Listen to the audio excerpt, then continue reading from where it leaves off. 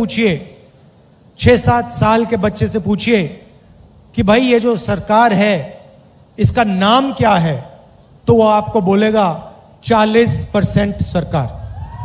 ನೀವು ಕರ್ನಾಟಕದ ಯಾರನ್ನಾದರೂ ಕೇಳಿ, ಈ ರಾಜ್ಯದ ಒಬ್ಬ ಸಣ್ಣ 6-7 ವರ್ಷದ ಮಗುವನ್ನ ಕೇಳಿದ್ರು ಇಲ್ಲಿ ರಾಜ್ಯಭಾರವನ್ನ ಮಾಡ್ತಾ ಇರ್ತಕ್ಕಂಥ ಯಾರು ಅಂತ ಹೇಳಿದ್ರೆ 40% ಸರ್ಕಾರ ಅಂತೇಳಿ ಎಲ್ಲರೂ ಕೂಡ ಘಂಟಘೋಷವಾಗಿ ಹೇಳ್ತಾರೆ. और ये कर्नाटक के सब लोग जानते हैं।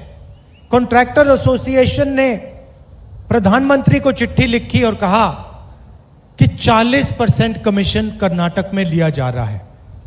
ತಮ್ಮೆಲ್ಲರಿಗೂ ಗೊತ್ತಿದೆ, ಈ ರಾಜ್ಯದ ಗುತ್ತಿಗೆದಾರರ ಸಂಘದ ಅವರೇ ಕೂಡ ಈ ರಾಷ್ಟ್ರದ ಪ್ರಧಾನಮಂತ್ರಿಗಳಿಗೆ ಪತ್ರವನ್ನ ಬರೆದು ಕರ್ನಾಟಕದಲ್ಲಿ ಇರ್ತಕ್ಕಂಥ ಸರ್ಕಾರ 40% ವಸೂಲಿ ಮಾಡ್ತಾ ಇದೆ ಅಂತಕ್ಕಂಥ ದೂರನ್ನ ನೀಡಿರ್ತಕ್ಕಂಥದ್ದು ತಮ್ಮೆಲ್ಲರಿಗೂ ತಿಳಿದಂತ ವಿಷಯ. प्रधानमंत्री ने चिट्ठी पढ़ी होगी मगर जवाब नहीं दिया।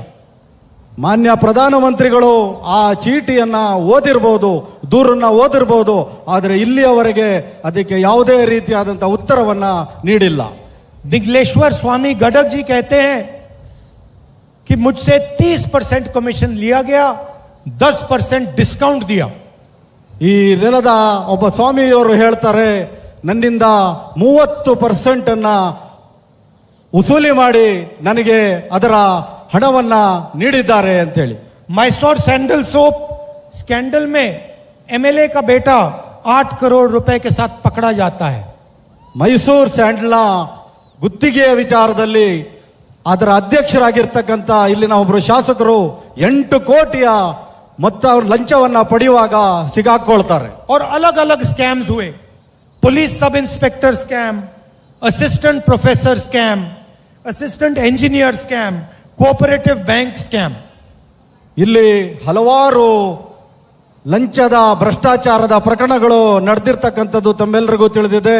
ಒಂದು ಪೊಲೀಸ್ ಇಲಾಖೆಯ ಇನ್ಸ್ಪೆಕ್ಟರ್ಗಳ ಆಯ್ಕೆಯಲ್ಲಿ ಮತ್ತು ಅಸಿಸ್ಟೆಂಟ್ ಪ್ರೊಫೆಸರ್ಗಳ ಆಯ್ಕೆಯಲ್ಲಿ ಹಾಗೂ ಇಂಜಿನಿಯರ್ಗಳ ಆಯ್ಕೆಯಲ್ಲಿ ಕೂಡ ಇಲ್ಲಿ ಲಂಚಗೊಳಿತನ ನಡೆದು ಈ ಸರ್ಕಾರ ಭ್ರಷ್ಟಾಚಾರವನ್ನ ಮಾಡ್ತಾ ಇದೆ.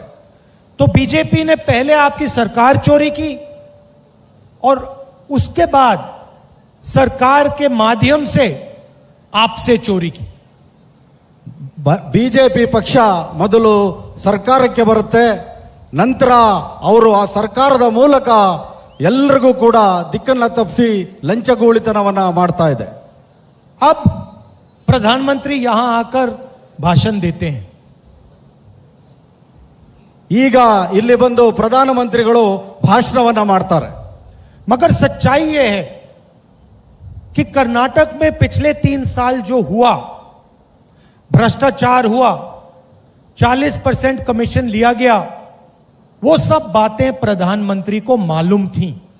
ಇಲ್ಲಿ ಬಂದು ಭಾಷಣ ಮಾಡುವ ಪ್ರಧಾನಮಂತ್ರಿಗಳು ಇಲ್ಲಿನ ಸರ್ಕಾರ ಭ್ರಷ್ಟಾಚಾರವಾಗಿದೆ, 40% ಭ್ರಷ್ಟಾಚಾರದ ಹಣವನ್ನ ಪಡೆದು ಸರ್ಕಾರವನ್ನ ನಡೆಸ್ತಾ ಇದೆ ಅಂತಕ್ಕಂಥದ್ದು ಮೋದಿ ಅವರಿಗೆ ಎಲ್ಲಾ ರೀತಿಯಲ್ಲೂ ತಿಳಿದಿರುತ್ತದೆ. अगर कर्नाटक के 6 साल के बच्चे को मालूम है तो प्रधानमंत्री को तो मालूम होना ही पड़ेगा. ಕರ್ನಾಟಕದ 6 ವರ್ಷದ ಮಕ್ಕಳಿಗೆ ಗೊತ್ತಿರತಕ್ಕಂಥ ವಿಷಯ ಪ್ರಧಾನಮಂತ್ರಿಗಳಿಗೂ ಕೂಡ ಗೊತ್ತಿರಬೇಕಲ್ಲ. तो मेरा प्रधानमंत्री जी से सवाल है, और कर्नाटक की जनता और युवा भी ये सवाल पूछ रहे हैं कि प्रधानमंत्री जी पिछले 3 सालों में आपने कर्नाटक में भ्रष्टाचार को रोकने के लिए क्या एक्शन लिए? ನಾನು ಈ ರಾಷ್ಟ್ರದ ಪ್ರಧಾನಮಂತ್ರಿಗಳಲ್ಲಿ ಒಂದು ಪ್ರಶ್ನೆಯನ್ನ ಕೇಳ್ತೇನೆ. ಕಳೆದ 3 ವರ್ಷಗಳಿಂದ ಬಿಜೆಪಿ ಸರ್ಕಾರ ಮಾಡ್ತಾ ಇರ್ತಕ್ಕಂಥ ಭ್ರಷ್ಟಾಚಾರವನ್ನ ತಡೆಯೋದಿಕ್ಕೆ ನೀವು ಏನು ಕ್ರಮಗಳನ್ನ ತೆಗೆದುಕೊಂಡಿದ್ದೀರಾ ಅಂತೇಳಿ. आपने कितने लोगों पर कार्रवाई की? ತಾವು ಎಷ್ಟು ಜನರ ಮೇಲೆ ಈ ಮೊಕದ್ದಮೆಗಳನ್ನ ಮಾಡಿ ಅದರ ಬಗ್ಗೆ ತನಿಖೆಯನ್ನ ಮಾಡಿದ್ದೀರಾ? कितने लोगों पर एक्शन लिया? ಎಷ್ಟು ಜನರ ಮೇಲೆ ಕ್ರಮವನ್ನ ತೆಗೆದುಕೊಂಡಿದ್ದೀರಾ? आप अपने भाषणों में ये तो बताइए. ಇದು ನಿಮ್ಮ ಭಾಷಣಗಳಲ್ಲಿ ಈ ವಿಷಯಗಳನ್ನ ತಿಳಿಸಿ. आप आते हो और कहते हो कांग्रेस पार्टी ने मेरे ऊपर आक्रमण किया. ನೀವು ಬರ್ತೀರಾ, ಕೇವಲ ಮಾತಾಡ್ತಾ ನಮ್ಮ ಕಾಂಗ್ರೆಸ್ ಪಕ್ಷ ನಮ್ಮ ಮೇಲೆ ತುಂಬಾ ಅತಿರೇಕವಾಗಿ ಮಾತಾಡ್ತಾ ಇದೆ ಅಂತ ಹೇಳಿ ಮಾತಾಡ್ತೀರಾ. मगर आप ये भी बताओ कि कर्नाटक के लिए आपने पिछले 3 साल में क्या किया. ದಯಮಾಡಿ ಇದನ್ನ ತಿಳಿಸಿ, ಕರ್ನಾಟಕದ ಜನರಿಗಾಗಿ ನೀವು ಏನನ್ನ ಮಾಡಿದ್ದೀರಾ ಅಂತ ಹೇಳಿ. यहां पे सवाल नरेंद्र मोदी जी नहीं है, यहां पे सवाल कर्नाटक के युवा, कर्नाटक के किसान, कर्नाटक के मजदूर, कर्नाटक के माता और बहनों का सवाल है. ಇಲ್ಲಿ ಪ್ರಶ್ನೆ ಇರ್ತಕ್ಕಂಥದ್ದು ನರೇಂದ್ರ ಮೋದಿ ಅವರಲ್ಲ. ನಮಗೆ ಪ್ರಶ್ನೆ ಇರ್ತಕ್ಕಂಥದ್ದು ಕರ್ನಾಟಕದ ಜನ, ಕರ್ನಾಟಕದ ಯುವ ಜನತೆ, ಕರ್ನಾಟಕದ ರೈತರು, ಕರ್ನಾಟಕದ ಮಹಿಳೆಯರು, ತಾಯಂದಿರ ಪ್ರಶ್ನೆ. जब कर्नाटक और महाराष्ट्र के बॉर्डर पे हिंसा हुई तो आपने क्या एक्शन लिया. ಕರ್ನಾಟಕದ ಮಹಾರಾಷ್ಟ್ರ ಬಾರ್ಡರ್ನಲ್ಲಿ ಆದಂತ ಹಿಂಸೆಯ ಸಂದರ್ಭದಲ್ಲಿ ತಾವು ಯಾವ ರೀತಿಯ ಕ್ರಮವನ್ನ ತೆಗೆದುಕೊಂಡಿದ್ದೀರಾ. जो कर्नाटक, गोवा और महाराष्ट्र के बीच में पानी का मुद्दा है, पानी बांटने का मुद्दा है, उसमें आपने कर्नाटक की क्या मदद की. ಕರ್ನಾಟಕ ಮತ್ತು ಮಹಾರಾಷ್ಟ್ರದ ಮಧ್ಯೆ ಇರ್ತಕ್ಕಂಥ ನೀರಾವರಿ ಸಮಸ್ಯೆ ಬಗ್ಗೆ ತಾವು ಇಲ್ಲಿವರೆಗೆ ಯಾವ ರೀತಿಯ ಕ್ರಮವನ್ನ ತೆಗೆದುಕೊಂಡಿದ್ದೀರಾ ಅಂತ ನಾನು ಪ್ರಶ್ನೆಯನ್ನ ಮಾಡ್ತಾ ಇದ್ದೆ. और जब कर्नाटक को कर्नाटक का टैक्स का पैसा नहीं दिया गया, कम दिया गया, तो आपने कर्नाटक के युवाओं की कैसे मदद की. ಕರ್ನಾಟಕದ ಉಸೂಲಿಯಾದಂತ ತೆರಿಗೆಯಲ್ಲೇ ಕೂಡ ತಾವು ಸರಿಯಾದಂತ ಕರ್ನಾಟಕದ ಪಾಲನ್ನ ಕೊಡ್ಲಿಲ್ಲ. ಆದ್ರೆ ನೀವು ಯಾವ ರೀತಿಯಲ್ಲಿ ಕರ್ನಾಟಕದ ಯುವಕರ ಸಹಾಯವನ್ನ ಮಾಡಬಲ್ರಿ. जब कर्नाटक में बाढ़ आई तो आपने क्या मदद की. ಕರ್ನಾಟಕದಲ್ಲಿ ತುಂಬಾ ಪ್ರವಾಹ ಪರಿಸ್ಥಿತಿ ಆದಾಗ ನೀವು ಕರ್ನಾಟಕಕ್ಕೆ ಯಾವ ರೀತಿಯ ಸಹಾಯವನ್ನ ಮಾಡಿದ್ರಿ. अपनी बात करनी है तो जरूर कीजिए, मगर कर्नाटक की थोड़ी सी तो बात कर दीजिए. ನಿಮ್ಮ ಮಾತುಗಳನ್ನ ದಯಮಾಡಿ ಮಾತಾಡಿ, ಆದ್ರೆ ಕರ್ನಾಟಕದ ಭವಿಷ್ಯ ಬಗ್ಗೆನೂ ತಾವು ಮಾತಾಡಬೇಕಾಗುತ್ತೆ. थोड़ा सा 2 शब्द बोल दीजिए. ಸ್ವಲ್ಪನಾದ್ರೂ ಇದರ ಬಗ್ಗೆ ಗಮನವನ್ನ ನೀಡಿ. लंबा बोलने की जरूरत नहीं है, बस 2-3 बात बोल दीजिए. आपने भ्रष्टाचार के खिलाफ क्या किया, आपने बाढ़ के समय क्या किया, और आप अगले 5 साल में क्या करने जा रहे हो. ನೀವು ಉದ್ದ ಭಾಷಣಗಳನ್ನ ಮಾಡುವುದು ಬೇಕಾಗಿಲ್ಲ.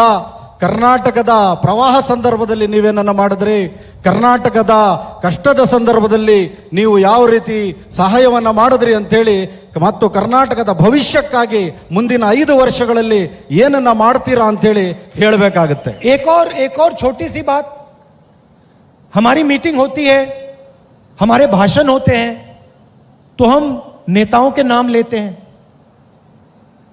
ನಮ್ಮ ಸಭೆಗಳು ನಡೆಯುತ್ತೆ, ನೀವೆಲ್ಲರೂ ನೋಡಿದ್ದೀರಾ. ನಾವು ಮಾತಾಡೋದಕ್ಕಿಂತ ಮುಂಚೆ ನಾವು ನಮ್ಮ ನಾಯಕರುಗಳನ್ನ ಹೆಸರುಗಳನ್ನ ತಗೊಂಡು ಗೌರವವನ್ನ ನೀಡ್ತೇವೆ. जैसे अभी मैंने भाषण शुरू करने से पहले कांग्रेस पार्टी के नेताओं का आदर किया. ನಾನು ಭಾಷಣ ಮಾಡೋಕ್ಕಿಂತ ಮುಂಚೆ ನೀವೆಲ್ಲರೂ ನೋಡಿರಿ, ನಮ್ಮ ಪಕ್ಷದ ನಾಯಕರುಗಳನ್ನ ನಾನು ಹೆಸರನ್ನ ತಗೊಂಡು ಗೌರವವನ್ನ ಸೂಚಿಸಿದ್ದೇನೆ. हम बाकी नेताओं की बात करते हैं, सिद्धरमैया जी की बात करते हैं, डीके शिवकुमार जी की बात करते हैं. ನಾವು ಮಾತನಾಡುವಾಗ ಈ ರಾಜ್ಯದ ಮಾಜಿ ಮುಖ್ಯಮಂತ್ರಿಗಳ ಸಿದ್ದರಾಮಯ್ಯನವರ ಬಗ್ಗೆ ಮಾತಾಡ್ತೀವಿ, ಡಿಕೆ ಶಿವಕುಮಾರ್ ಅವರ ಬಗ್ಗೆ ಮಾತಾಡ್ತೀವಿ, खारगे जी की बात करते हैं, परमेश्वर जी की बात करते हैं. ಖರ್ಗೆ ಸಾಹೇಬರ ಮಾತಾಡ್ತೀವಿ, ಪರಮೇಶ್ವರರನ್ನ ಕುರಿತು ಅವರ ಕೆಲಸಗಳನ್ನ ಕುರಿತು ಮಾತಾಡ್ತೀವಿ. आप कर्नाटक में आते हो, अपने नेताओं की बात नहीं करते हो. ನೀವು ಕರ್ನಾಟಕಕ್ಕೆ ಬರ್ತೀರಾ, ಆದ್ರೆ ನಿಮ್ಮ ಪಕ್ಷದ ನಾಯಕರುಗಳ ಬಗ್ಗೆನೇ ಮಾತನಾಡೋದಿಲ್ಲ. येदुरप्पा जी का नाम तक नहीं लेते हो आप. ನೀವು ಹಿರಿಯರಾದಂತ ಯಡಿಯೂರಪ್ಪನವರ ಹೆಸರನ್ನೇ ತೆಗೆದುಕೊಳ್ಳುವುದಿಲ್ಲ. बोम्मई जी का नाम तक नहीं लेते हो आप. ಬೊಮ್ಮಾಯಿಯವರ ಹೆಸರನ್ನು ಕೂಡ ತೆಗೆದುಕೊಳ್ಳುವುದಿಲ್ಲ. थोड़ा सा अपने भाषणों में बीजेपी के नेताओं का भी नाम ले लिया करो.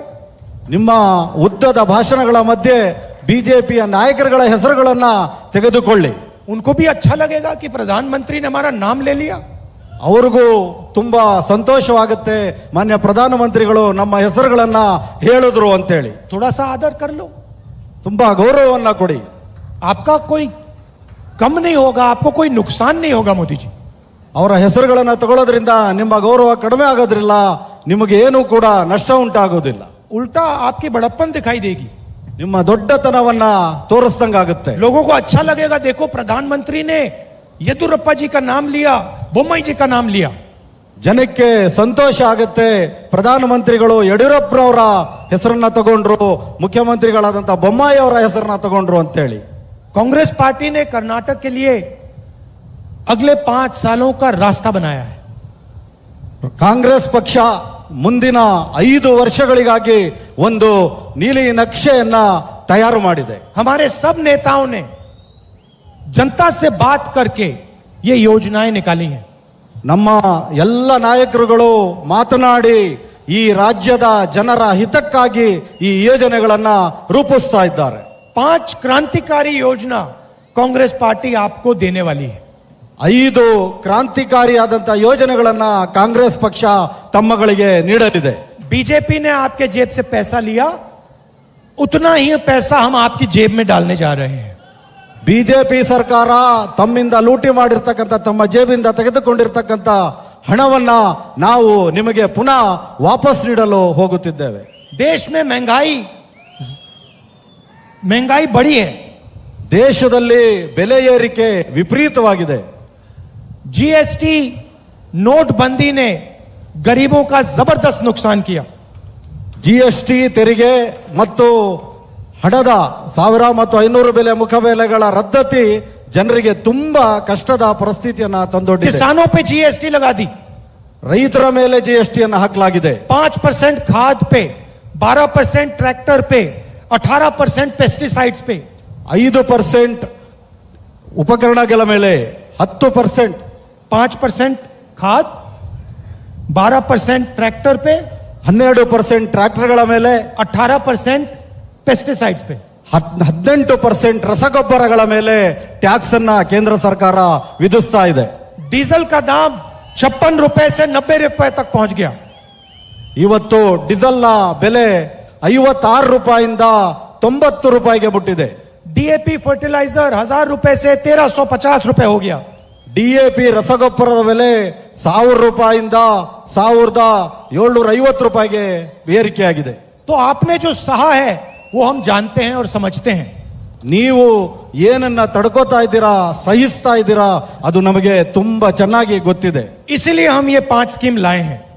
ಆದ್ರಿಂದ ನಾವು 5 ಗ್ಯಾರಂಟಿಗಳನ್ನ ನಿಮ್ಮ ಮುಂದೆ ತಂದಿದ್ದೇವೆ. पहले स्कीम को हम गृह ज्योति कहते हैं. ಮೊದಲನೇದು ನಾವು ಗೃಹ लक्ष्मी. ಮೊದಲನೇದು ಗೃಹಲಕ್ಷ್ಮಿ ಅಂತ ಹೇಳ್ತಾ ಇದ್ದೇವೆ. गृह लक्ष्मी का मतलब 2000 रुपए हर महीने हर महिला के बैंक अकाउंट में. ಗೃಹಲಕ್ಷ್ಮಿ ಅಂದ್ರೆ ಈ ರಾಜ್ಯದ ಪ್ರತಿಯೊಬ್ಬ ಮಹಿಳೆಯ ಅಕೌಂಟಿಗೆ 2 ಲಕ್ಷ ರೂಪಾಯಿಗಳನ್ನ ಹಾಕ್ತಕ್ಕಂಥದ್ದು.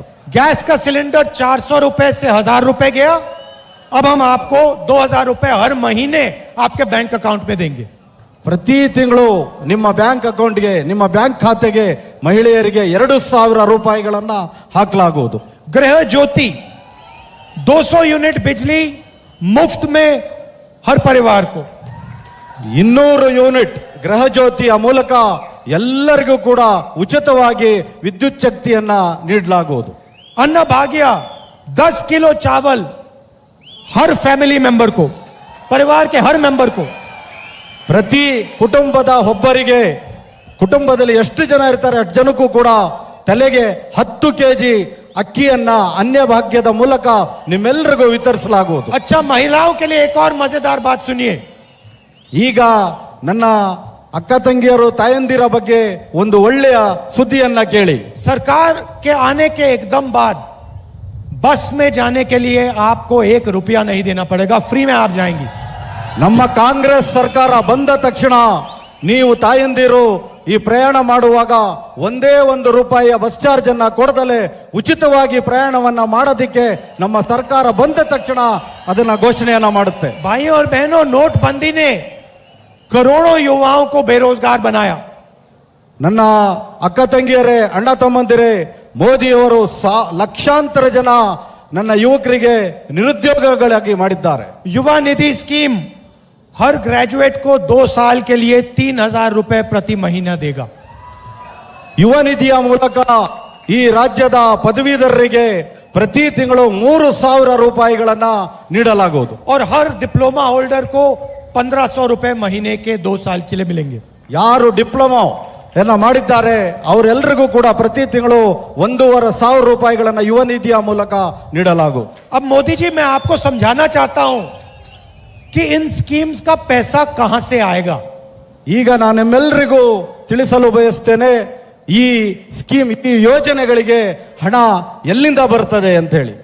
आपने और आपकी सरकार ने यहां पे जबरदस्त भ्रष्टाचार किया.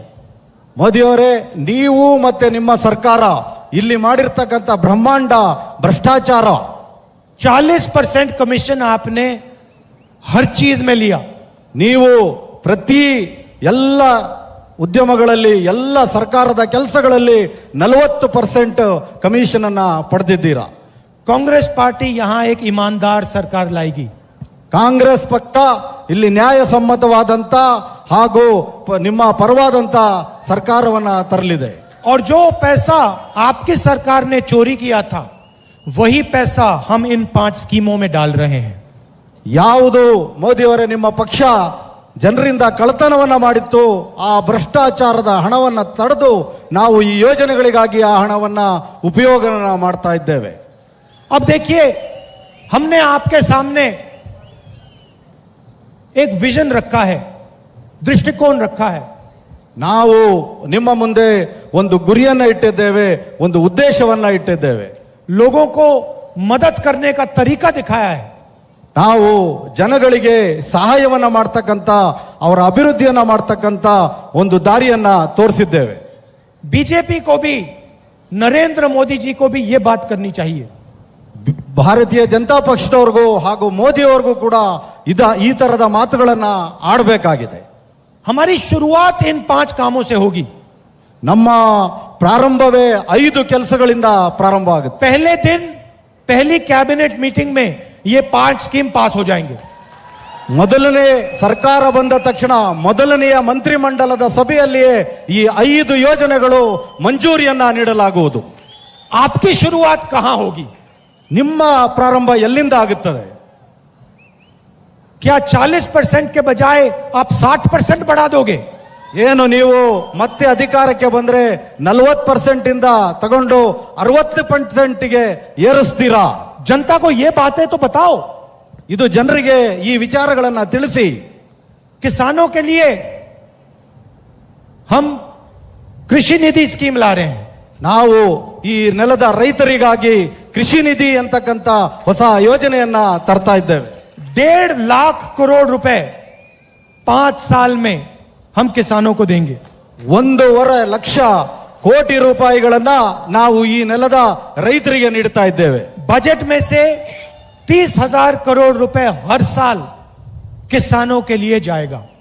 ನಮ್ಮ ಮುಂದಿನ ದಿನಗಳ ಬಜೆಟ್ ನಲ್ಲಿ 30,000 ಕೋಟಿ ರೂಪಾಯಿಗಳು ರೈತರ ಯೋಜನೆಗಳಿಗೆ ಹೋಗಲಿದೆ. और यहां पे जो कोकोनट फार्मर्स हैं और अरेका नट के फार्मर्स हैं उनको हम एमएसपी देंगे.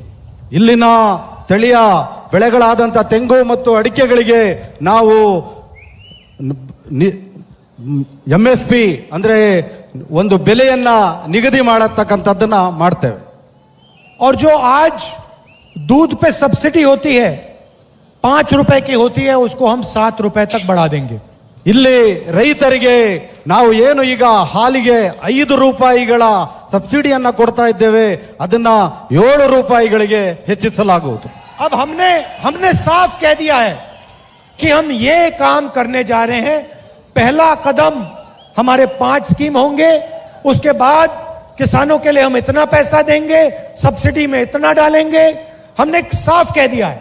ನಾವು ಈಗ ಸ್ಪಷ್ಟವಾಗಿ ನಮ್ಮ ಯೋಜನೆಗಳೇನು, ನಾವು ಮುಂದೆ ಅಧಿಕಾರಕ್ಕೆ ಬಂದ್ರೆ ಈ 5 ಯೋಜನೆಗಳ ಜೊತೆಗೆ ರೈತರಿಗೆ ಏನನ್ನ ಕೊಡ್ತೀವಿ ಅಂತಕ್ಕಂಥ ಸ್ಪಷ್ಟವಾದ ಭರವಸೆಯನ್ನ ನಾವು ನಿಮಗೆ ಈ ಕೆಲಸಗಳನ್ನ ಮಾಡ್ತೀವಿ ಅಂತಕ್ಕಂಥದ್ದನ್ನ ಹೇಳ್ತಾ ಇದ್ದೇವೆ. अब बीजेपी को बहाने नहीं बनाने चाहिए. ಈಗ ಬಿಜೆಪಿ ಅವರಿಗೆ ಯಾವುದೇ ರೀತಿಯಾದಂತ अगली स्पीच सॉरी बोलिए ನಾಟಕಗಳನ್ನ ಮಾಡಬೇಕಾಗಿಲ್ಲ. अगली स्पीच में प्रधानमंत्री को 2-3 सवालों के जवाब देने चाहिए. ಮುಂದಿನ ಇಲ್ಲಿ ಬಂದು ಭಾಷಣ ಮಾಡುವಾಗ ಒಂದು 2-3 ಪ್ರಶ್ನೆಗಳಿಗೆ ಉತ್ತರವನ್ನ ಕೊಡಬೇಕಾಗುತ್ತೆ. आपने 40% भ्रष्टाचार के बारे में क्या किया? ನೀವು 40% ಭ್ರಷ್ಟಾಚಾರದ ಬಗ್ಗೆ ಏನನ್ನ ಕ್ರಮವನ್ನ ಕೈಗೊಂಡಿದ್ದೀರಾ? जब बाढ़ आई आपने क्या किया? जब बाढ़ आई आपने क्या किया? ತಾವು ಈ ನೆಲಕ್ಕೆ ಪ್ರವಾಹವನ್ನ ಬಂದಾಗ ಏನ ಕ್ರಮವನ್ನ ತೆಗೆದುಕೊಂಡಿದ್ರಿ? बेरोजगारी के लिए आपने क्या किया पिछले 3 सालों में? ಈ ನೆಲದ ಯುವಕರ ನಿರುದ್ಯೋಗ ಸಮಸ್ಯೆ ಬಗ್ಗೆ ನೀವು ಏನನ್ನ ಕ್ರಮವನ್ನ ಕೈಗೊಂಡಿದ್ದೀರಾ? ये आप बताइए जनता को। ಇದನ್ನ ತಿಳಿಸಿ ದಯಮಾಡಿ ಈ ನೆಲದ ಜನರಿಗೆ. जनता को यह भी बताइए कि अगले 5 साल में आप क्या करना चाह रहे हो। ಜನರಿಗೆ ಇದನ್ನು ತಿಳಿಸಿ ಈ ಕರ್ನಾಟಕದ ಸರ್ಕಾರ ಜನರಿಗೆ ನೀವು ಮುಂದಿನ 5 ವರ್ಷಗಳಲ್ಲಿ ಏನನ್ನ ಮಾಡ್ತೀರಾ ಅಂತ ಹೇಳಿ. भाइयों और बहनों, बीजेपी को यह 40 नंबर बहुत अच्छा लगता है। ಭಾರತೀಯ ಜನತಾ ಪಕ್ಷದವರಿಗೆ ಈ 40 ಅಂತಕ್ಕಂಥ ಸಂಖ್ಯೆ ತುಂಬಾ ಚೆನ್ನಾಗಿ ಕಾಣ್ತದೆ. जहां भी ये जाते हैं ये 40 नंबर का प्रयोग करते हैं। ಇವರು ಎಲ್ಲೇ ಹೋದ್ರೂ ಕೂಡ 40 ಸಂಖ್ಯೆ 40 ಅಂತಕ್ಕಂಥದ್ದನ್ನ ಪುನಃ ಉಚ್ಚಾರವನ್ನ ಮಾಡ್ತಾರೆ. हर काम में 40 ಪ್ರತಿ ಕೆಲಸದಲ್ಲೂ 40 ಅಂತಕ್ಕಂಥದ್ದನ್ನ ಹೇಳ್ತಾನೆ ಇರ್ತಾರೆ. इनको आप 40 नंबर याद दिला दीजिए। ಇವರಿಗೆ ತಾವೆಲ್ಲರೂ ದಯಮಾಡಿ 40 ಅಂತಕ್ಕಂಥ ಸಂಖ್ಯೆಯನ್ನ ಜ್ಞಾಪಕವನ್ನ ಮಾಡಿಸಿ. 3 साल इन्होंने आपको 40 नंबर का याद दिलाया, चुनाव में आप इनको 40 सीटें दे दीजिए। ಈಗ ಇವರು ಅಧಿಕಾರವನ್ನ ಮಾಡುವಾಗ 3 ವರ್ಷಗಳ ಕಾಲ 40ರ ಇದನ್ನ ನಿಮ್ಮೆಲ್ಲರಿಗೂ ಹಚ್ಚಿದ್ದಾರೆ.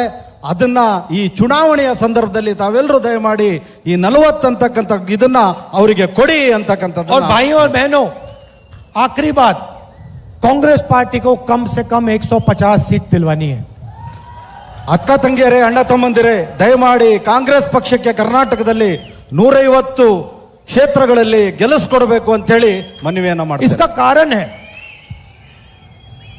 कारण है ಇದರ ಕಾರಣ ಏನು ಅಂದ್ರೆ, क्योंकि अगर 150 सीटों से कम आई तो बीजेपी फिर से सरकार को, एमएलए को खरीदने की कोशिश करेगी।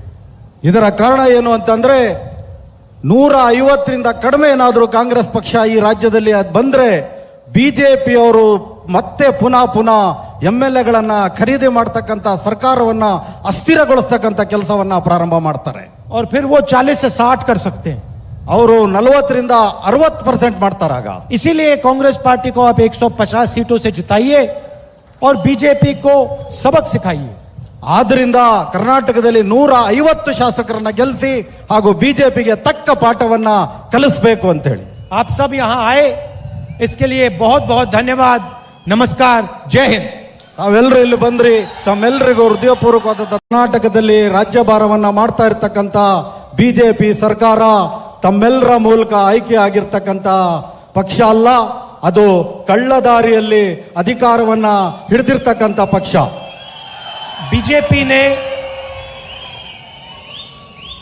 बीजेपी ने एमएलए को पैसा देकर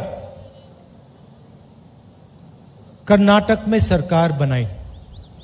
ಭಾರತೀಯ ಜನತಾ ಪಕ್ಷ ಕರ್ನಾಟಕದ ಶಾಸಕರುಗಳಿಗೆ ಹಣವನ್ನ ಕೊಟ್ಟು ಅವರನ್ನ ಖರೀದಿ ಮಾಡಿ ತನ್ನ ಅಧಿಕಾರವನ್ನ ಇಲ್ಲಿ ಮಾಡ್ತಾ ಇದೆ. और आज आप कर्नाटक के किसी भी बच्चे से पूछिए, 6-7 साल के बच्चे से पूछिए कि भाई ये जो सरकार है इसका नाम क्या है, तो वो आपको बोलेगा 40% सरकार। ನೀವು ಕರ್ನಾಟಕದ ಯಾರನ್ನಾದರೂ ಕೇಳಿ, ಈ ರಾಜ್ಯದ ಒಬ್ಬ ಸಣ್ಣ 6-7 ವರ್ಷದ ಮಗುವನ್ನ ಕೊಳಿದ್ರು ಇಲ್ಲಿ ರಾಜ್ಯಭಾರವನ್ನ ಮಾಡ್ತಾ ಇರ್ತಕ್ಕಂಥ ಯಾರು ಅಂತ ಹೇಳಿದ್ರೆ 40% ಸರ್ಕಾರ ಅಂತೇಳಿ ಎಲ್ಲರೂ ಕೂಡ ಘಂಟಘೋಷವಾಗಿ ಹೇಳ್ತಾರೆ. और ये कर्नाटक के सब लोग जानते हैं। कॉन्ट्रैक्टर एसोसिएशन ने प्रधानमंत्री को चिट्ठी लिखी और कहा कि 40% कमीशन कर्नाटक में लिया जा रहा है। ತಮ್ಮೆಲ್ಲರಿಗೂ ಗೊತ್ತಿದೆ, ಈ ರಾಜ್ಯದ ಗುತ್ತಿಗೆದಾರರ ಸಂಘದ ಅವರೇ ಕೂಡ ಈ ರಾಷ್ಟ್ರದ ಪ್ರಧಾನಮಂತ್ರಿಗಳಿಗೆ ಪತ್ರವನ್ನ ಬರೆದು ಕರ್ನಾಟಕದಲ್ಲಿ ಇರ್ತಕ್ಕಂಥ ಸರ್ಕಾರ 40% ವಸೂಲಿ ಮಾಡ್ತಾ ಇದೆ ಅಂತಕ್ಕಂಥ ದೂರನ್ನ ನೀಡಿರ್ತಕ್ಕಂಥದ್ದು ತಮ್ಮೆಲ್ಲರಿಗೂ ತಿಳಿದಂತ ವಿಷಯ. प्रधानमंत्री ने चिट्ठी पढ़ी होगी मगर जवाब नहीं दिया। ಮಾನ್ಯ ಪ್ರಧಾನಮಂತ್ರಿಗಳು ಆ ಚೀಟಿಯನ್ನ ಓದಿರಬಹುದು, ದೂರನ್ನ ಓದಿರಬಹುದು, ಆದರೆ ಇಲ್ಲಿಯವರೆಗೆ ಅದಕ್ಕೆ ಯಾವುದೇ ರೀತಿಯಾದಂತಹ ಉತ್ತರವನ್ನ ನೀಡಿಲ್ಲ. दिग्लेश्वर स्वामी गडक जी कहते हैं कि मुझसे 30% कमीशन लिया गया, 10% डिस्काउंट दिया। ಈ ನೆಲದ ಒಬ್ಬ ಸ್ವಾಮಿಯವರು ಹೇಳ್ತಾರೆ, ನನ್ನಿಂದ 30% ಅನ್ನ ಉಸೂಲಿ ಮಾಡಿ ನನಗೆ ಅದರ ಹಣವನ್ನ ನೀಡಿದ್ದಾರೆ ಅಂತೇಳಿ। मैसोर सैंडल सोप स्कैंडल में एमएलए का बेटा 8 करोड़ रुपए के साथ पकड़ा जाता है। ಮೈಸೂರು ಸ್ಯಾಂಡಲ್ನ ಗುತ್ತಿಗೆಯ ವಿಚಾರದಲ್ಲಿ ಅದರ ಅಧ್ಯಕ್ಷರಾಗಿರ್ತಕ್ಕಂಥ ಇಲ್ಲಿನ ಒಬ್ಬರು ಶಾಸಕರು 8 ಕೋಟಿಯ ಮೊತ್ತ ಲಂಚವನ್ನ ಪಡೆಯುವಾಗ ಸಿಗಾಕೊಳ್ತಾರೆ। और अलग अलग स्कैम्स हुए, police sub inspector scam, assistant professor scam, assistant engineer scam, cooperative bank scam.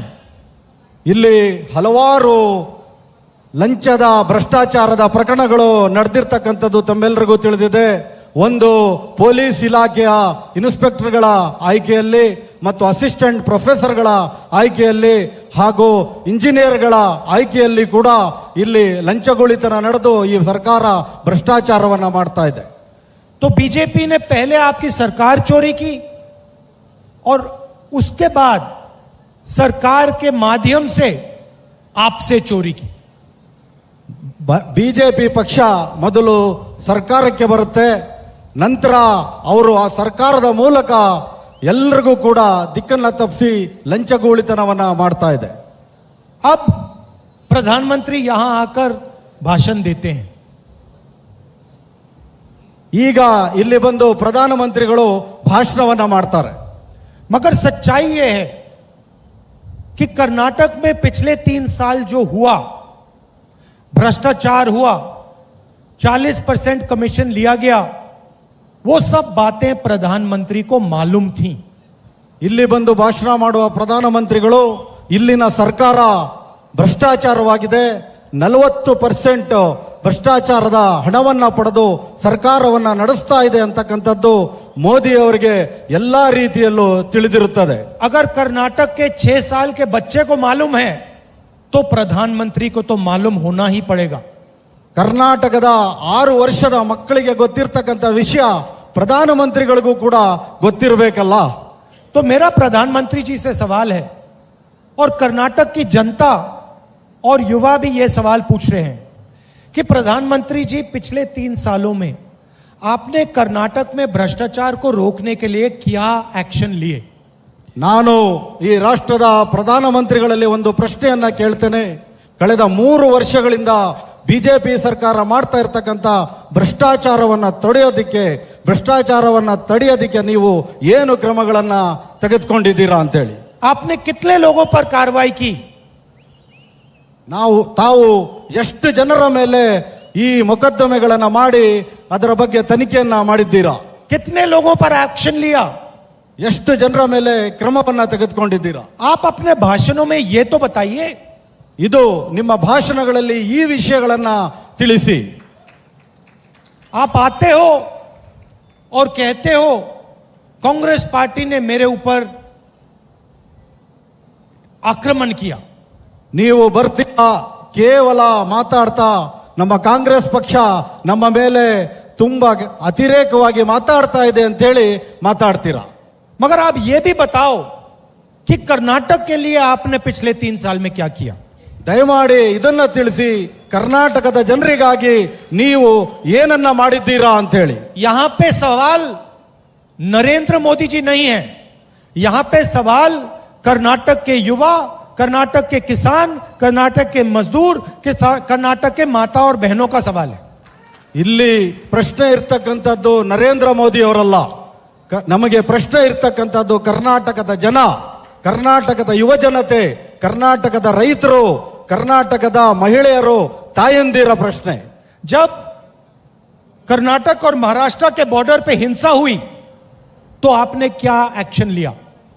ಕರ್ನಾಟಕದ ಮಹಾರಾಷ್ಟ್ರ ಬಾರ್ಡರ್ನಲ್ಲಿ ಆದಂತ ಹಿಂಸೆಯ ಸಂದರ್ಭದಲ್ಲಿ ತಾವು ಯಾವ ರೀತಿಯ ಕ್ರಮವನ್ನ ತೆಗೆದುಕೊಂಡಿದ್ದೀರಾ? जो कर्नाटक, गोवा और महाराष्ट्र के बीच में पानी का मुद्दा है, पानी बांटने का मुद्दा है, उसमें आपने कर्नाटक की क्या मदद की? ಕರ್ನಾಟಕ ಮತ್ತು ಮಹಾರಾಷ್ಟ್ರದ ಮಧ್ಯೆ ಇರ್ತಕ್ಕಂಥ ನೀರಾವರಿ ಸಮಸ್ಯೆ ಬಗ್ಗೆ ತಾವು ಇಲ್ಲಿವರೆಗೆ ಯಾವ ರೀತಿಯ ಕ್ರಮವನ್ನ ತೆಗೆದುಕೊಂಡಿದ್ದೀರಾ ಅಂತ ನಾನು ಪ್ರಶ್ನೆಯನ್ನ ಮಾಡ್ತಾ ಇದ್ದೆ. और जब कर्नाटक को कर्नाटक का टैक्स का पैसा नहीं दिया गया, कम दिया गया, तो आपने कर्नाटक के युवाओं की कैसे मदद की? ಕರ್ನಾಟಕದ ಉಸೂಲಿಯಾದಂತ ತೆರಿಗೆಯಲ್ಲೇ ಕೂಡ ತಾವು ಸರಿಯಾದಂತ ಕರ್ನಾಟಕದ ಪಾಲನ್ನ ಕೊಡ್ಲಿಲ್ಲ. ಆದ್ರೆ ನೀವು ಯಾವ ರೀತಿಯಲ್ಲಿ ಕರ್ನಾಟಕದ ಯುವಕರ ಸಹಾಯವನ್ನ ಮಾಡಬಲ್ರಿ? जब कर्नाटक में बाढ़ आई तो आपने क्या मदद की? ಕರ್ನಾಟಕದಲ್ಲಿ ತುಂಬಾ ಪ್ರವಾಹ ಪರಿಸ್ಥಿತಿ ಆದಾಗ ನೀವು ಕರ್ನಾಟಕಕ್ಕೆ ಯಾವ ರೀತಿಯ ಸಹಾಯವನ್ನ ಮಾಡಿದ್ರಿ? अपनी बात करनी है तो जरूर कीजिए, मगर कर्नाटक की थोड़ी सी तो बात कर दीजिए. ನಿಮ್ಮ ಮಾತುಗಳನ್ನ ದಯಮಾಡಿ ಮಾತಾಡಿ, ಆದ್ರೆ ಕರ್ನಾಟಕದ ಭವಿಷ್ಯ ಬಗ್ಗೆನೂ ತಾವು ಮಾತಾಡಬೇಕಾಗುತ್ತೆ. थोड़ा सा दो शब्द बोल दीजिए. ಸ್ವಲ್ಪನಾದ್ರೂ ಇದರ ಬಗ್ಗೆ ಗಮನವನ್ನ ನೀಡಿ. लंबा बोलने की जरूरत नहीं है, बस 2-3 बात बोल दीजिए. आपने भ्रष्टाचार के खिलाफ क्या किया, आपने बाढ़ के समय क्या किया, और आप अगले 5 साल में क्या करने जा रहे हो. ನೀವು ಉದ್ದ ಭಾಷಣಗಳನ್ನ ಮಾಡುವುದು ಬೇಕಾಗಿಲ್ಲ. ಕರ್ನಾಟಕದ ಪ್ರವಾಹ ಸಂದರ್ಭದಲ್ಲಿ ನೀವೇನನ್ನ ಮಾಡಿದ್ರಿ, ಕರ್ನಾಟಕದ ಕಷ್ಟದ ಸಂದರ್ಭದಲ್ಲಿ ನೀವು ಯಾವ ರೀತಿ ಸಹಾಯವನ್ನ ಮಾಡಿದ್ರಿ ಅಂತೇಳಿ, ಮತ್ತು ಕರ್ನಾಟಕದ ಭವಿಷ್ಯಕ್ಕಾಗಿ ಮುಂದಿನ 5 ವರ್ಷಗಳಲ್ಲಿ ಏನನ್ನ ಮಾಡ್ತೀರಾ ಅಂತೇಳಿ ಹೇಳಬೇಕಾಗುತ್ತೆ. एक और छोटी सी बात, हमारी मीटिंग होती है, हमारे भाषण होते हैं, तो हम नेताओं के नाम लेते हैं. ನಮ್ಮ ಸಭೆಗಳು ನಡೆಯುತ್ತೆ, ನೀವೆಲ್ಲರೂ ನೋಡಿದ್ದೀರಾ. ನಾವು ಮಾತಾಡೋದಕ್ಕಿಂತ ಮುಂಚೆ ನಾವು ನಮ್ಮ ನಾಯಕರುಗಳನ್ನ ಹೆಸರುಗಳನ್ನ ತಗೊಂಡು ಗೌರವವನ್ನ ನೀಡ್ತೇವೆ. जैसे अभी मैंने भाषण शुरू करने से पहले कांग्रेस पार्टी के नेताओं का आदर किया. ನಾನು ಭಾಷಣ ಮಾಡೋಕ್ಕಿಂತ ಮುಂಚೆ ನೀವೆಲ್ಲರೂ ನೋಡಿರಿ, ನಮ್ಮ ಪಕ್ಷದ ನಾಯಕರುಗಳನ್ನ ನಾನು ಹೆಸರನ್ನ ತಗೊಂಡು ಗೌರವವನ್ನ ಸೂಚಿಸಿದ್ದೇನೆ. हम बाकी नेताओं की बात करते हैं, सिद्धरमैया जी की बात करते हैं, डीके शिवकुमार जी की बात करते हैं. ನಾವು ಮಾತನಾಡುವಾಗ ಈ ರಾಜ್ಯದ ಮಾಜಿ ಮುಖ್ಯಮಂತ್ರಿಗಳ ಸಿದ್ದರಾಮಯ್ಯನವರ ಬಗ್ಗೆ ಮಾತಾಡ್ತೀವಿ, ಡಿಕೆ ಶಿವಕುಮಾರ್ ಅವರ ಬಗ್ಗೆ ಮಾತಾಡ್ತೀವಿ, खारगे जी की बात करते हैं, परमेश्वर जी की बात करते हैं. ಖರ್ಗೆ ಸಾಹೇಬರ ಮಾತಾಡ್ತೀವಿ, ಪರಮೇಶ್ವರರನ್ನ ಕುರಿತು ಅವರ ಕೆಲಸಗಳನ್ನ ಕುರಿತು ಮಾತಾಡ್ತೀವಿ. आप कर्नाटक में आते हो, अपने नेताओं की बात नहीं करते हो. ನೀವು ಕರ್ನಾಟಕಕ್ಕೆ ಬರ್ತೀರಾ, ಆದ್ರೆ ನಿಮ್ಮ ಪಕ್ಷದ ನಾಯಕರುಗಳ ಬಗ್ಗೆನೇ ಮಾತನಾಡ್ದಿಲ್ಲ. येदुरप्पा जी का नाम तक नहीं लेते हो आप. ನೀವು ಹಿರಿಯರಾದಂತ ಯಡಿಯೂರಪ್ಪನವರ ಹೆಸರನ್ನೇ ತೆಗೆದುಕೊಳ್ಳುವುದಿಲ್ಲ. बोम्मई जी का नाम तक नहीं लेते हो आप. ಬೊಮ್ಮಾಯಿಯವರ ಹೆಸರನ್ನು ಕೂಡ ತೆಗೆದುಕೊಳ್ಳುವುದಿಲ್ಲ. थोड़ा सा अपने भाषणों में बीजेपी के नेताओं का भी नाम ले लिया करो. ನಿಮ್ಮ ಉದ್ದದ ಭಾಷಣಗಳ ಮಧ್ಯೆ ಬಿಜೆಪಿಯ ನಾಯಕರುಗಳ ಹೆಸರುಗಳನ್ನ ತೆಗೆದುಕೊಳ್ಳಿ. उनको भी अच्छा लगेगा कि प्रधानमंत्री ने हमारा नाम ले लिया. ಅವ್ರಿಗೂ ತುಂಬಾ ಸಂತೋಷವಾಗುತ್ತೆ, ಮಾನ್ಯ ಪ್ರಧಾನಮಂತ್ರಿಗಳು ನಮ್ಮ ಹೆಸರುಗಳನ್ನ ಹೇಳಿದ್ರು ಅಂತೇಳಿ. थोड़ा सा आदर कर लो. ತುಂಬಾ ಗೌರವವನ್ನ ಕೊಡಿ. आपका कोई कम नहीं होगा, आपको कोई नुकसान नहीं होगा. मोदी जी, ಅವರ ಹೆಸರುಗಳನ್ನ ತಗೊಳ್ಳೋದ್ರಿಂದ ನಿಮ್ಮ ಗೌರವ ಕಡಿಮೆ ಆಗೋದ್ರಿಲ್ಲ, ನಿಮಗೆ ಏನೂ ಕೂಡ ನಷ್ಟ ಉಂಟಾಗೋದಿಲ್ಲ. उल्टा आपकी बड़प्पन दिखाई देगी. ನಿಮ್ಮ ದೊಡ್ಡತನವನ್ನ ತೋರಿಸ್ದಂಗಾಗುತ್ತೆ. लोगों को अच्छा लगेगा, देखो प्रधानमंत्री ने येदुरप्पा जी का नाम लिया, बोम्मई जी का नाम लिया. ಜನಕ್ಕೆ ಸಂತೋಷ ಆಗುತ್ತೆ, ಪ್ರಧಾನಮಂತ್ರಿಗಳು ಯಡಿಯೂರಪ್ಪನವರ ಹೆಸರನ್ನ ತಗೊಂಡ್ರು, ಮುಖ್ಯಮಂತ್ರಿಗಳಾದಂತ ಬೊಮ್ಮಾಯಿ ಅವರ ಹೆಸರನ್ನ ತಗೊಂಡ್ರು ಅಂತೇಳಿ. कांग्रेस पार्टी ने कर्नाटक के लिए अगले 5 सालों का रास्ता बनाया है. ಕಾಂಗ್ರೆಸ್ ಪಕ್ಷ ಮುಂದಿನ 5 ವರ್ಷಗಳಿಗಾಗಿ ಒಂದು ನೀಲಿ ನಕ್ಷೆಯನ್ನ ತಯಾರು ಮಾಡಿದೆ. हमारे सब नेताओं ने जनता से बात करके ये योजनाएं निकाली हैं. ನಮ್ಮ ಎಲ್ಲ ನಾಯಕರುಗಳು ಮಾತನಾಡಿ ಈ ರಾಜ್ಯದ ಜನರ ಹಿತಕ್ಕಾಗಿ ಈ ಯೋಜನೆಗಳನ್ನ ರೂಪಿಸ್ತಾ ಇದ್ದಾರೆ. 5 क्रांतिकारी योजना कांग्रेस पार्टी आपको देने वाली है. 5 ಕ್ರಾಂತಿಕಾರಿಯಾದಂತ ಯೋಜನೆಗಳನ್ನ ಕಾಂಗ್ರೆಸ್ ಪಕ್ಷ ತಮ್ಮಗಳಿಗೆ ನೀಡಲಿದೆ. बीजेपी ने आपके जेब से पैसा लिया, उतना ही पैसा हम आपकी जेब में डालने जा रहे हैं. ಬಿಜೆಪಿ ಸರ್ಕಾರ ತಮ್ಮಿಂದ ಲೂಟಿ ಮಾಡಿರ್ತಕ್ಕಂಥ, ತಮ್ಮ ಜೇಬಿಂದ ತೆಗೆದುಕೊಂಡಿರ್ತಕ್ಕಂಥ ಹಣವನ್ನ ನಾವು ನಿಮಗೆ ಪುನಃ ವಾಪಸ್ ನೀಡಲು ಹೋಗುತ್ತಿದ್ದೇವೆ. देश में महंगाई बढ़ी है.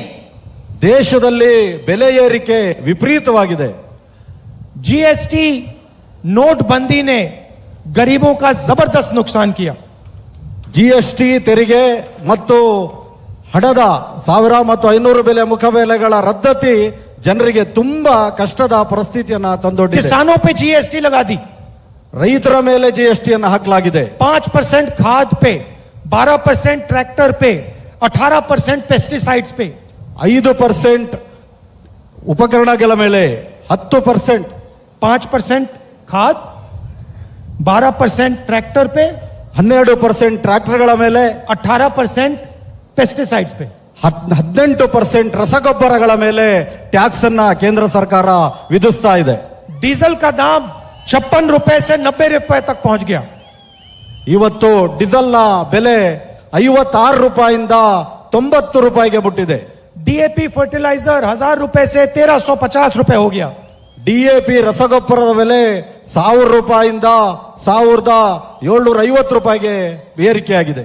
तो आपने जो सहा है वो हम जानते हैं और समझते हैं. ನೀವು ಏನನ್ನ ತಡ್ಕೋತಾ ಇದ್ದೀರಾ, ಸಹಿಸ್ತಾ ಇದ್ದೀರಾ, ಅದು ನಮಗೆ ತುಂಬಾ ಚೆನ್ನಾಗಿ ಗೊತ್ತಿದೆ. इसलिए हम ये 5 स्कीम लाए हैं. ಆದ್ರಿಂದ ನಾವು 5 ಗ್ಯಾರಂಟಿಗಳನ್ನ ನಿಮ್ಮ ಮುಂದೆ ತಂದಿದ್ದೇವೆ. पहले स्कीम को हम गृह ज्योति कहते हैं. ಮೊದಲನೇದು ನಾವು ಗೃಹ लक्ष्मी, गृह लक्ष्मी. ಮೊದಲನೇದು ಗೃಹಲಕ್ಷ್ಮಿ ಅಂತ ಹೇಳ್ತಾ ಇದ್ದೇವೆ. गृह लक्ष्मी का मतलब 2000 रुपए हर महीने हर महिला के बैंक अकाउंट में. ಗೃಹಲಕ್ಷ್ಮಿ ಅಂದ್ರೆ ಈ ರಾಜ್ಯದ ಪ್ರತಿಯೊಬ್ಬ ಮಹಿಳೆಯ ಅಕೌಂಟಿಗೆ 2 ಲಕ್ಷ ರೂಪಾಯಿಗಳನ್ನ ಹಾಕ್ತಕ್ಕಂಥದ್ದು. गैस का सिलेंडर 400 रुपए से 1000 रुपए गया, अब हम आपको 2000 रुपए हर महीने आपके बैंक अकाउंट में देंगे.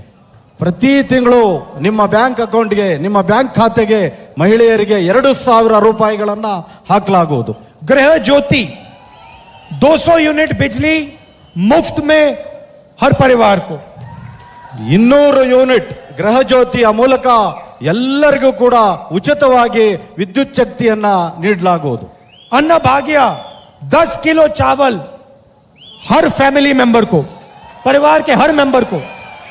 ಪ್ರತಿ ಕುಟುಂಬದ ಒಬ್ಬರಿಗೆ, ಕುಟುಂಬದಲ್ಲಿ ಎಷ್ಟು ಜನ ಇರ್ತಾರೆ ಅಷ್ಟು ಜನಕ್ಕೂ ಕೂಡ ತಲೆಗೆ 10 ಕೆಜಿ ಅಕ್ಕಿಯನ್ನ ಅನ್ನಭಾಗ್ಯದ ಮೂಲಕ ನಿಮ್ಮೆಲ್ಲರಿಗೂ ವಿತರಿಸಲಾಗುವುದು. अच्छा, महिलाओं के लिए एक और मजेदार बात सुनिए. ಈಗ ನನ್ನ ಅಕ್ಕ ತಂಗಿಯರು, ತಾಯಂದಿರ ಬಗ್ಗೆ ಒಂದು ಒಳ್ಳೆಯ ಸುದ್ದಿಯನ್ನ ಕೇಳಿ. सरकार के आने के एकदम बाद बस में जाने के लिए आपको 1 रुपया नहीं देना पड़ेगा, फ्री में आप जाएंगी. ನಮ್ಮ ಕಾಂಗ್ರೆಸ್ ಸರ್ಕಾರ ಬಂದ ತಕ್ಷಣ ನೀವು ತಾಯಂದಿರು ಈ ಪ್ರಯಾಣ ಮಾಡುವಾಗ 1 ರೂಪಾಯಿಯ ಬಸ್ ಚಾರ್ಜ್ ಅನ್ನ ಕೊಡದಲೆ ಉಚಿತವಾಗಿ ಪ್ರಯಾಣವನ್ನ ಮಾಡೋದಕ್ಕೆ ನಮ್ಮ ಸರ್ಕಾರ ಬಂದ ತಕ್ಷಣ ಅದನ್ನ ಘೋಷಣೆಯನ್ನ ಮಾಡುತ್ತೆ. भाई और बहनों, नोटबंदी ने करोड़ों युवाओं को बेरोजगार बनाया. ನನ್ನ ಅಕ್ಕ ತಂಗಿಯರೇ, ಅಣ್ಣ ತಮ್ಮಂದಿರೇ, ಮೋದಿಯವರು ಲಕ್ಷಾಂತರ ಜನ ನನ್ನ ಯುವಕರಿಗೆ ನಿರುದ್ಯೋಗಗಳಾಗಿ ಮಾಡಿದ್ದಾರೆ. युवा निधि स्कीम हर ग्रेजुएट को 2 साल के लिए 3000 रुपए प्रति महीना देगा. ಯುವ ನಿಧಿಯ ಮೂಲಕ ಈ ರಾಜ್ಯದ ಪದವೀಧರರಿಗೆ ಪ್ರತಿ ತಿಂಗಳು 3000 ರೂಪಾಯಿಗಳನ್ನ ನೀಡಲಾಗುವುದು. और हर डिप्लोमा होल्डर को 1500 रुपए महीने के 2 साल के लिए मिलेंगे. ಯಾರು ಡಿಪ್ಲೊಮಾ ಮಾಡಿದ್ದಾರೆ ಅವರೆಲ್ಲರಿಗೂ ಕೂಡ ಪ್ರತಿ ತಿಂಗಳು 1500 ರೂಪಾಯಿಗಳನ್ನ ಯುವ ನಿಧಿಯ ಮೂಲಕ ನೀಡಲಾಗುವುದು. अब मोदी जी, मैं आपको समझाना चाहता हूं कि इन स्कीम्स का पैसा कहां से आएगा. ಈಗ ನಾನು ನಿಮ್ಮೆಲ್ಲರಿಗೂ ತಿಳಿಸಲು ಬಯಸ್ತೇನೆ, ಈ ಸ್ಕೀಮ್, ಈ ಯೋಜನೆಗಳಿಗೆ ಹಣ ಎಲ್ಲಿಂದ ಬರ್ತದೆ ಅಂತ ಹೇಳಿ. आपने और आपकी सरकार ने यहां पे जबरदस्त भ्रष्टाचार किया. ಮೋದಿಯವರೇ, ನೀವು ಮತ್ತೆ ನಿಮ್ಮ ಸರ್ಕಾರ ಇಲ್ಲಿ ಮಾಡಿರ್ತಕ್ಕಂಥ ಬ್ರಹ್ಮಾಂಡ ಭ್ರಷ್ಟಾಚಾರ. 40% कमीशन आपने हर चीज में लिया. ನೀವು ಪ್ರತಿ ಎಲ್ಲ ಉದ್ಯಮಗಳಲ್ಲಿ, ಎಲ್ಲ ಸರ್ಕಾರದ ಕೆಲಸಗಳಲ್ಲಿ 40% ಕಮಿಷನ್ ಅನ್ನ ಪಡೆದಿದ್ದೀರಾ. कांग्रेस पार्टी यहां एक ईमानदार सरकार लाएगी. ಕಾಂಗ್ರೆಸ್ ಪಕ್ಷ ಇಲ್ಲಿ ನ್ಯಾಯಸಮ್ಮತವಾದಂತ ಹಾಗೂ ನಿಮ್ಮ ಪರವಾದಂತ ಸರ್ಕಾರವನ್ನ ತರಲಿದೆ. और जो पैसा आपकी सरकार ने चोरी किया था, वही पैसा हम इन 5 स्कीमों में डाल रहे हैं. ಯಾವುದು ಮೋದಿಯವರೇ ನಿಮ್ಮ ಪಕ್ಷ ಜನರಿಂದ ಕಳ್ಳತನವನ್ನ ಮಾಡಿತ್ತು, ಆ ಭ್ರಷ್ಟಾಚಾರದ ಹಣವನ್ನ ತಡೆದು ನಾವು ಈ ಯೋಜನೆಗಳಿಗಾಗಿ ಆ ಹಣವನ್ನ ಉಪಯೋಗ ಮಾಡ್ತಾ ಇದ್ದೇವೆ. अब देखिए, हमने आपके सामने एक विजन रखा है, दृष्टिकोण रखा है। ನಾವು ನಿಮ್ಮ ಮುಂದೆ ಒಂದು ಗುರಿಯನ್ನ ಇಟ್ಟಿದ್ದೇವೆ, ಒಂದು ಉದ್ದೇಶವನ್ನ ಇಟ್ಟಿದ್ದೇವೆ. लोगों को मदद करने का तरीका दिखाया है। ನಾವು ಜನಗಳಿಗೆ ಸಹಾಯವನ್ನ ಮಾಡ್ತಕ್ಕಂತ, ಅವರ ಅಭಿವೃದ್ಧಿಯನ್ನ ಮಾಡ್ತಕ್ಕಂತ ಒಂದು ದಾರಿಯನ್ನ ತೋರಿಸಿದ್ದೇವೆ. बीजेपी को भी, नरेंद्र मोदी जी को भी ये बात करनी चाहिए। ಭಾರತೀಯ ಜನತಾ ಪಕ್ಷದವ್ರಿಗೂ ಹಾಗೂ ಮೋದಿ ಅವ್ರಿಗೂ ಕೂಡ ಈ ತರದ ಮಾತುಗಳನ್ನ ಆಡಬೇಕಾಗಿದೆ. हमारी शुरुआत इन 5 कामों से होगी। ನಮ್ಮ ಪ್ರಾರಂಭವೇ 5 ಕೆಲಸಗಳಿಂದ ಪ್ರಾರಂಭ ಆಗುತ್ತೆ. पहले दिन पहली कैबिनेट मीटिंग में ये 5 स्कीम पास हो जाएंगे। ಮೊದಲನೇ ಸರ್ಕಾರ ಬಂದ ತಕ್ಷಣ ಮೊದಲನೆಯ ಮಂತ್ರಿಮಂಡಲದ ಸಭೆಯಲ್ಲಿಯೇ ಈ 5 ಯೋಜನೆಗಳು ಮಂಜೂರಿಯನ್ನ ನೀಡಲಾಗುವುದು. आपकी शुरुआत कहां होगी? ನಿಮ್ಮ ಪ್ರಾರಂಭ ಎಲ್ಲಿಂದ ಆಗುತ್ತದೆ? क्या 40% के बजाय आप 60% बढ़ा दोगे? ಏನು ನೀವು ಮತ್ತೆ ಅಧಿಕಾರಕ್ಕೆ ಬಂದ್ರೆ 40% ಇಂದ ತಗೊಂಡು 60%ಗೆ ಏರಿಸ್ತೀರಾ? जनता को ये बातें तो बताओ। ಇದು ಜನರಿಗೆ ಈ ವಿಚಾರಗಳನ್ನ ತಿಳಿಸಿ. किसानों के लिए हम कृषि निधि स्कीम ला रहे हैं। ನಾವು ಈ ನೆಲದ ರೈತರಿಗಾಗಿ ಕೃಷಿ ನಿಧಿ ಅಂತಕ್ಕಂತ ಹೊಸ ಯೋಜನೆಯನ್ನ ತರ್ತಾ ಇದ್ದೇವೆ. 1.5 लाख करोड़ रुपए 5 साल में हम किसानों को देंगे। 1.5 ಲಕ್ಷ ಕೋಟಿ ರೂಪಾಯಿಗಳನ್ನ ನಾವು ಈ ನೆಲದ ರೈತರಿಗೆ ನೀಡ್ತಾ ಇದ್ದೇವೆ. बजट में से 30,000 करोड़ रुपए हर साल किसानों के लिए जाएगा। ನಮ್ಮ ಮುಂದಿನ ದಿನಗಳ ಬಜೆಟ್ ನಲ್ಲಿ 30,000 ಕೋಟಿ ರೂಪಾಯಿಗಳು ರೈತರ ಯೋಜನೆಗಳಿಗೆ ಹೋಗಲಿದೆ. और यहां पे जो कोकोनट फार्मर्स हैं और अरेका नट के फार्मर्स हैं उनको हम MSP देंगे। ಇಲ್ಲಿನ ಸ್ಥಳೀಯ ಬೆಳೆಗಳಾದಂಥ ತೆಂಗು ಮತ್ತು ಅಡಿಕೆಗಳಿಗೆ ನಾವು MSP ಅಂದ್ರೆ ಒಂದು ಬೆಲೆಯನ್ನ ನಿಗದಿ ಮಾಡತಕ್ಕಂಥದ್ದನ್ನ ಮಾಡ್ತೇವೆ. और जो आज दूध पे सब्सिडी होती है 5 रुपए की होती है, उसको हम 7 रुपए तक बढ़ा देंगे। ಇಲ್ಲಿ ರೈತರಿಗೆ ನಾವು ಏನು ಈಗ ಹಾಲಿಗೆ 5 ರೂಪಾಯಿಗಳ ಸಬ್ಸಿಡಿಯನ್ನ ಕೊಡ್ತಾ ಇದ್ದೇವೆ, ಅದನ್ನ 7 ರೂಪಾಯಿಗಳಿಗೆ ಹೆಚ್ಚಿಸಲಾಗುವುದು. अब हमने साफ कह दिया है कि हम ये काम करने जा रहे हैं। पहला कदम हमारे 5 स्कीम होंगे, उसके बाद किसानों के लिए हम इतना पैसा देंगे, सब्सिडी में इतना डालेंगे। हमने साफ कह दिया है। ನಾವು ಈಗ ಸ್ಪಷ್ಟವಾಗಿ ನಮ್ಮ ಯೋಜನೆಗಳೇನು, ನಾವು ಮುಂದೆ ಅಧಿಕಾರಕ್ಕೆ ಬಂದ್ರೆ ಈ 5 ಯೋಜನೆಗಳ ಜೊತೆಗೆ ರೈತರಿಗೆ ಏನನ್ನ ಕೊಡ್ತೀವಿ ಅಂತಕ್ಕಂಥ ಸ್ಪಷ್ಟವಾದ ಭರವಸೆಯನ್ನ ನಾವು ನಿಮಗೆ ಈ ಕೆಲಸಗಳನ್ನ ಮಾಡ್ತೀವಿ ಅಂತಕ್ಕಂಥದನ್ನ ಹೇಳ್ತಾ ಇದ್ದೇವೆ. अब बीजेपी को बहाने नहीं बनाने चाहिए। ಈಗ ಬಿಜೆಪಿ ಅವರಿಗೆ ಯಾವುದೇ ರೀತಿಯಾದಂತ अगली स्पीच ನಾಟಕಗಳು सॉरी बोलिए ನಾಟಕಗಳನ್ನ ಮಾಡಬೇಕಾಗಿಲ್ಲ. अगली स्पीच में प्रधानमंत्री को 2-3 सवालों के जवाब देने चाहिए। ಮುಂದಿನ ಇಲ್ಲಿ ಬಂದು ಭಾಷಣ ಮಾಡುವಾಗ ಒಂದು 2-3 ಪ್ರಶ್ನೆಗಳಿಗೆ ಉತ್ತರವನ್ನ ಕೊಡಬೇಕಾಗುತ್ತೆ. आपने 40% भ्रष्टाचार के बारे में क्या किया? ನೀವು 40% ಭ್ರಷ್ಟಾಚಾರದ ಬಗ್ಗೆ ಏನನ್ನ ಕ್ರಮವನ್ನ ಕೈಗೊಂಡಿದ್ದೀರಾ? जब बाढ़ आई आपने क्या किया? जब बाढ़ आई आपने क्या किया? ತಾವು ಈ ನೆಲಕ್ಕೆ ಪ್ರವಾಹವನ್ನ ಬಂದಾಗ ಏನ ಕ್ರಮವನ್ನ ತೆಗೆದುಕೊಂಡಿದ್ರಿ? बेरोजगारी के लिए आपने क्या किया पिछले 3 सालों में? ಈ ನೆಲದ ಯುವಕರ ನಿರುದ್ಯೋಗ ಸಮಸ್ಯೆ ಬಗ್ಗೆ ನೀವು ಏನನ್ನ ಕ್ರಮವನ್ನ ಕೈಗೊಂಡಿದ್ದೀರಾ? ये आप बताइए जनता को। ಇದನ್ನ ತಿಳಿಸಿ ದಯಮಾಡಿ ಈ ನೆಲದ ಜನರಿಗೆ. जनता को ये भी बताइए कि अगले 5 साल में आप क्या करना चाह रहे हो। ಜನರಿಗೆ ಇದನ್ನು ತಿಳಿಸಿ ಈ ಕರ್ನಾಟಕದ ಸರ್ಕಾರ ಜನರಿಗೆ ನೀವು ಮುಂದಿನ 5 ವರ್ಷಗಳಲ್ಲಿ ಏನನ್ನ ಮಾಡ್ತೀರಾ ಅಂತ ಹೇಳಿ. भाइयों और बहनों, बीजेपी को ये 40 नंबर बहुत अच्छा लगता है। ಭಾರತೀಯ ಜನತಾ ಪಕ್ಷದವರಿಗೆ ಈ 40 ಅಂತಕ್ಕಂಥ ಸಂಖ್ಯೆ ತುಂಬಾ ಚೆನ್ನಾಗಿ ಕಾಣ್ತದೆ. जहां भी ये जाते हैं ये 40 नंबर का प्रयोग करते हैं। ಇವರು ಎಲ್ಲೇ ಹೋದ್ರೂ ಕೂಡ 40 ಸಂಖ್ಯೆ 40 ಅಂತಕ್ಕಂಥದ್ದನ್ನ ಪುನಃ ಉಚ್ಚಾರವನ್ನ ಮಾಡ್ತಾರೆ. हर काम में 40 ಪ್ರತಿ ಕೆಲಸದಲ್ಲೂ 40 ಅಂತಕ್ಕಂಥದ್ದನ್ನ ಹೇಳ್ತಾನೆ ಇರ್ತಾರೆ. इनको आप 40 नंबर याद दिला दीजिए। ಇವರಿಗೆ ತಾವೆಲ್ಲರೂ ದಯಮಾಡಿ 40 ಅಂತಕ್ಕಂಥ ಸಂಖ್ಯೆಯನ್ನ ಜ್ಞಾಪಕವನ್ನ ಮಾಡಿಸಿ. 3 साल इन्होंने आपको 40 नंबर का याद दिलाया, चुनाव में आप इनको 40 सीटें दे दीजिए। ಈಗ ಇವರು ಅಧಿಕಾರವನ್ನ ಮಾಡುವಾಗ 3 ವರ್ಷಗಳ ಕಾಲ 40ರ ಇದನ್ನ ನಿಮ್ಮೆಲ್ಲರಿಗೂ ಹಚ್ಚಿದ್ದಾರೆ. ಅದನ್ನ ಈ ಚುನಾವಣೆಯ ಸಂದರ್ಭದಲ್ಲಿ ತಾವೆಲ್ಲರೂ ದಯಮಾಡಿ ಈ 40 ಅಂತಕ್ಕಂಥ ಇದನ್ನ ಅವರಿಗೆ ಕೊಡಿ ಅಂತಕ್ಕಂಥದ್ದು. और भाइयों और बहनों, आखिरी बात, कांग्रेस पार्टी को कम से कम 150 सीट दिलवानी है। ಅಕ್ಕ ತಂಗಿಯರೇ, ಅಣ್ಣ ತಮ್ಮಂದಿರೇ, ದಯಮಾಡಿ ಕಾಂಗ್ರೆಸ್ ಪಕ್ಷಕ್ಕೆ ಕರ್ನಾಟಕದಲ್ಲಿ 150 ಕ್ಷೇತ್ರಗಳಲ್ಲಿ ಗೆಲ್ಲಿಸ್ಕೊಡ್ಬೇಕು ಅಂತ ಹೇಳಿ ಮನವಿಯನ್ನ ಮಾಡ್ತಾರೆ. इसका कारण है ಇದರ ಕಾರಣ ಏನು ಅಂದ್ರೆ, क्योंकि अगर 150 सीटों से कम आई तो बीजेपी फिर से सरकार को, एमएलए को खरीदने की कोशिश करेगी। ಇದರ ಕಾರಣ ಏನು ಅಂತಂದ್ರೆ, 150ರಿಂದ ಕಡಿಮೆ ಏನಾದರೂ ಕಾಂಗ್ರೆಸ್ ಪಕ್ಷ ಈ ರಾಜ್ಯದಲ್ಲಿ ಅದು ಬಂದ್ರೆ ಬಿಜೆಪಿ ಅವರು ಮತ್ತೆ ಪುನಃ ಎಂಎಲ್ಎಗಳನ್ನ ಖರೀದಿ ಮಾಡತಕ್ಕಂತ ಸರ್ಕಾರವನ್ನ ಅಸ್ಥಿರಗೊಳಿಸತಕ್ಕಂತ ಕೆಲಸವನ್ನ ಪ್ರಾರಂಭ ಮಾಡ್ತಾರೆ. और फिर वो 40 से 60 कर सकते हैं। ಅವರು 40ರಿಂದ 60% ಮಾಡ್ತಾರಾಗ. इसीलिए कांग्रेस पार्टी को आप 150 सीटों से जिताइए और बीजेपी को सबक सिखाइए। ಆದ್ರಿಂದ ಕರ್ನಾಟಕದಲ್ಲಿ 150 ಶಾಸಕರನ್ನ ಗೆಲ್ಲಿಸಿ ಹಾಗೂ ಬಿಜೆಪಿಗೆ ತಕ್ಕ ಪಾಠವನ್ನ ಕಲಿಸಬೇಕು ಅಂತ ಹೇಳಿ. आप सब यहां आए, इसके लिए बहुत बहुत धन्यवाद। नमस्कार, जय हिंद। ತಾವೆಲ್ಲರೂ ಇಲ್ಲಿ ಬಂದ್ರಿ, ತಮ್ಮೆಲ್ಲ